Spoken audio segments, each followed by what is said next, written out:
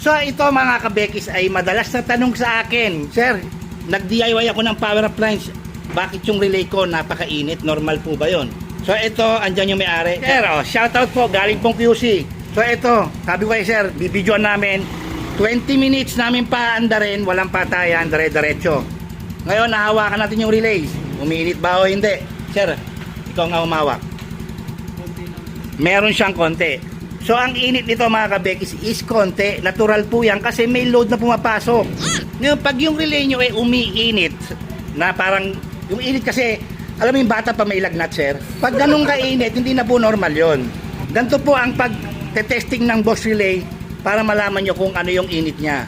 Unang gagawin nyo po, ibaba nyo po yung brief nyo, hawakan nyo yung itlog nyo, dalawa.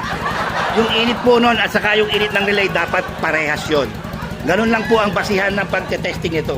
Pinakasimple. Sa itlog mo lang susubukan. Ngayon, pag lus-lus ka, problema yon.